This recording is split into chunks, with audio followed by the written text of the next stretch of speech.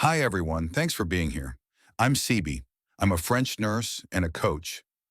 Well, technically, this is my AI voice talking, but you get the idea.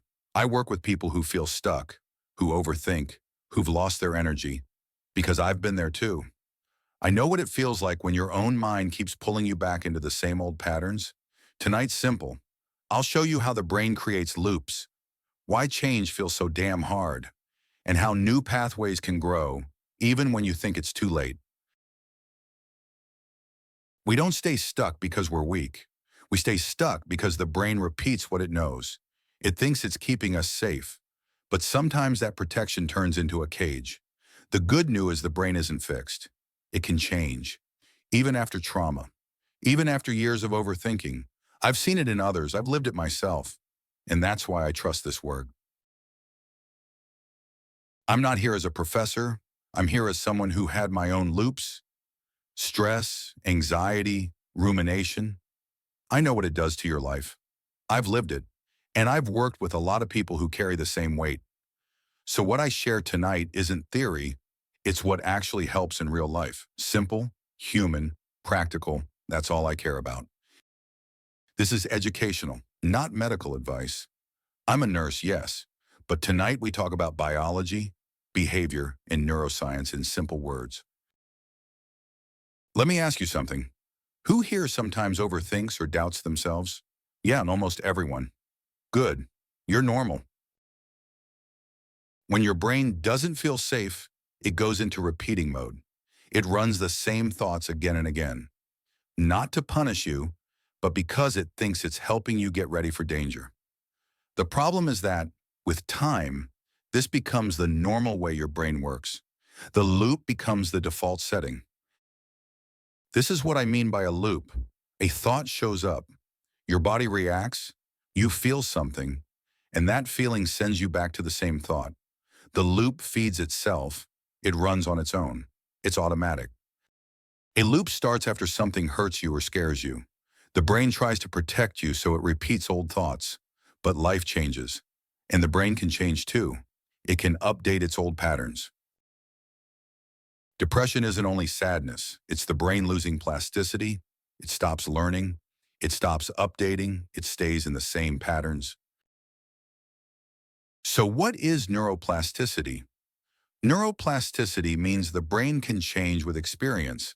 It's not fixed. It can grow new pathways and update old ones. When stress hits, plasticity drops. The parts of the brain that help you stay in control get weaker.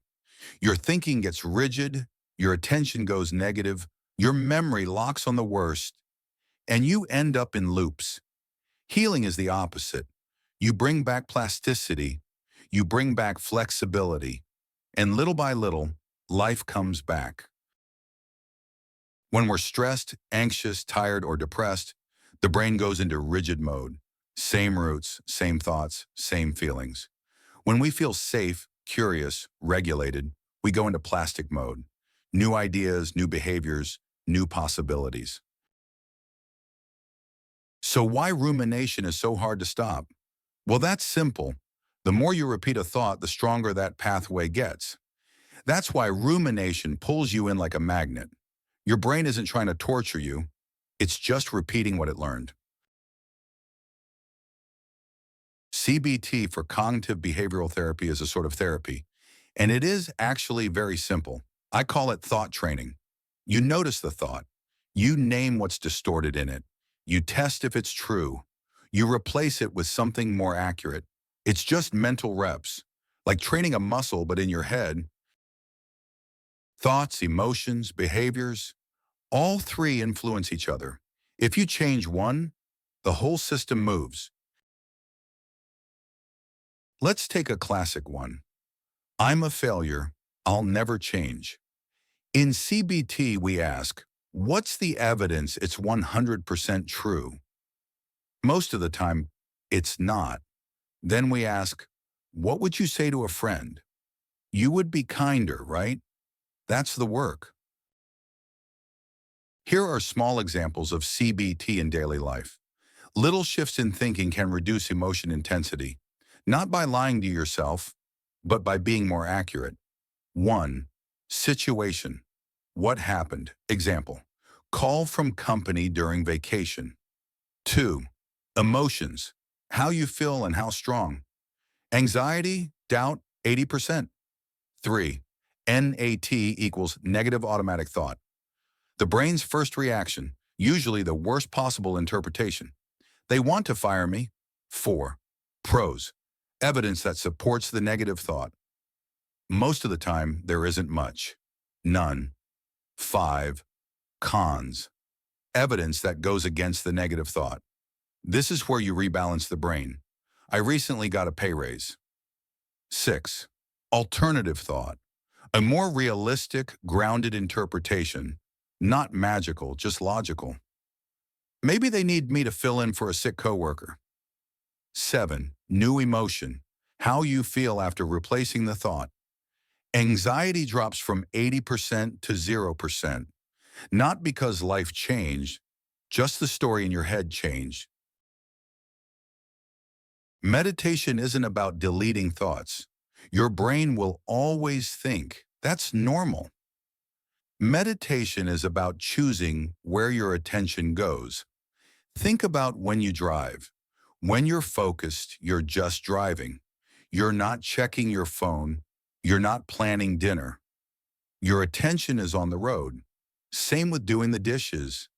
If you really pay attention, you feel the warm water, the sound, the movement.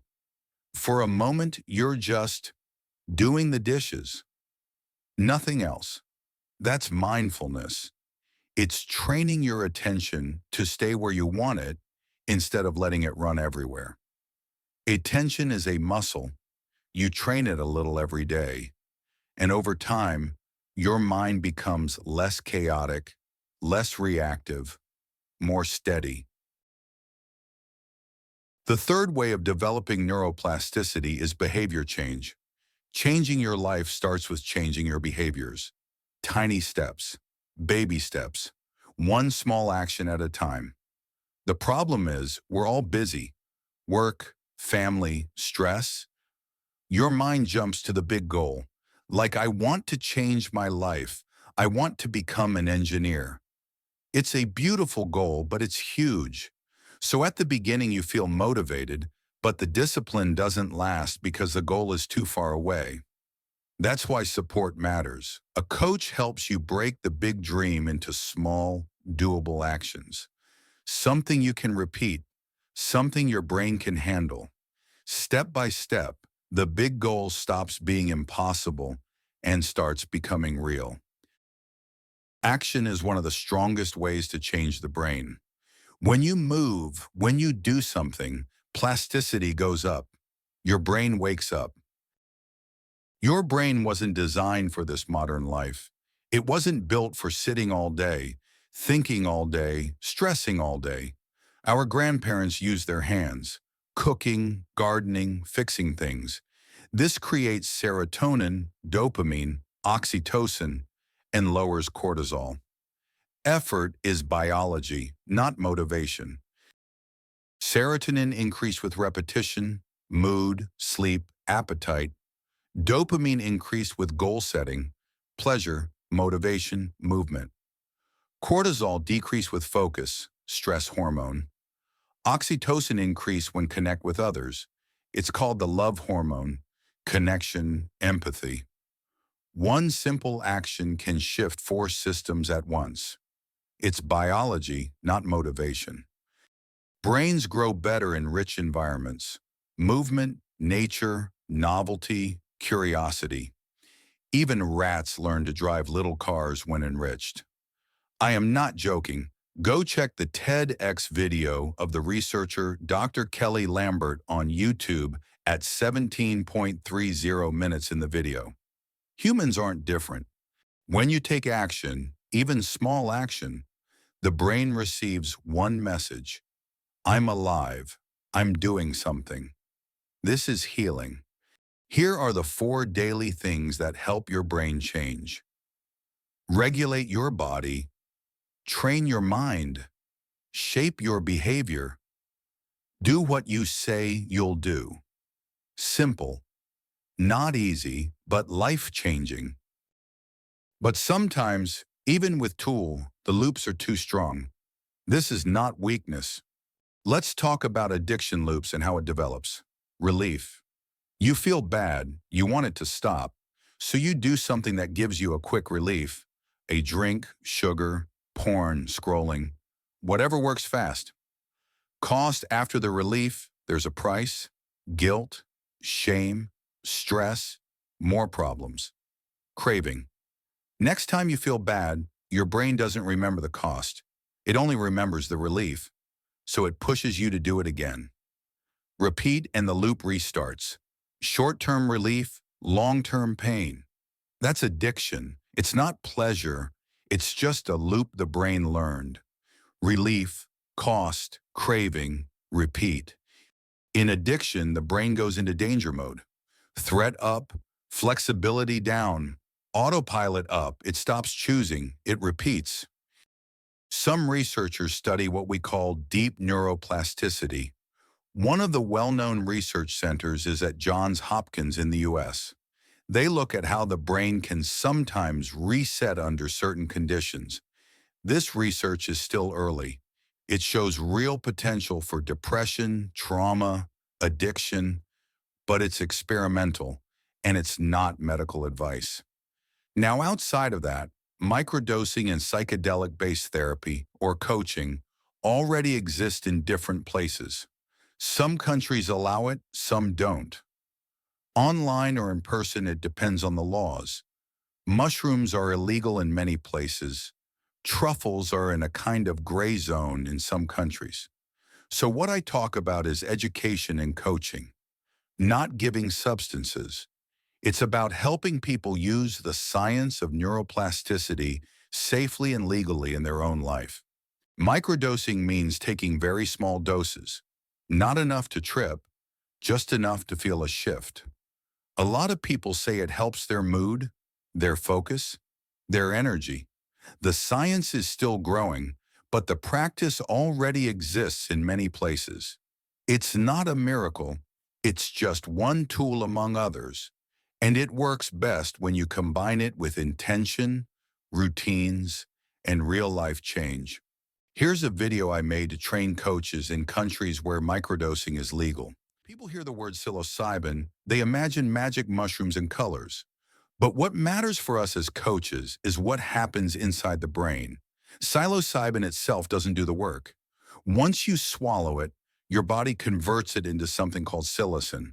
Psilocin is the compound that interacts with the brain, and the main place it acts is on a receptor called 5-HT2A, part of the serotonin system.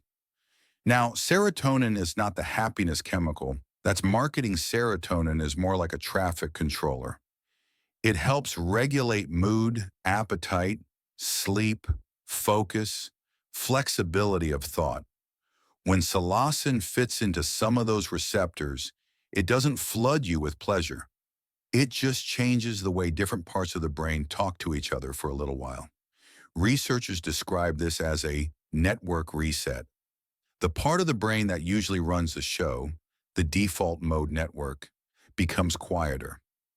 That's the network linked to self-talk, rumination, old stories about who you are. When it quiets down, other regions start communicating more freely. That crosstalk can create new insights, new associations, and sometimes relief from the loops people feel trapped in. In microdosing, you're not chasing visuals or altered reality. It's too small for that. What people notice is that their nervous system becomes slightly more flexible, a bit more space, a bit less rigidity. And that's the bridge with coaching. We're not working with intoxication. We're working with awareness and regulation. Think of it like this. The brain is a snow-covered hill. Our usual thoughts are sled tracks carved into the snow. Every day we slide down the same grooves.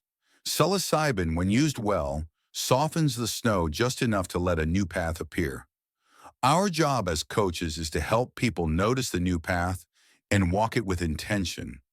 Not just enjoy the feeling that something is different, but actually use the shift. When you explain this to clients, stay grounded.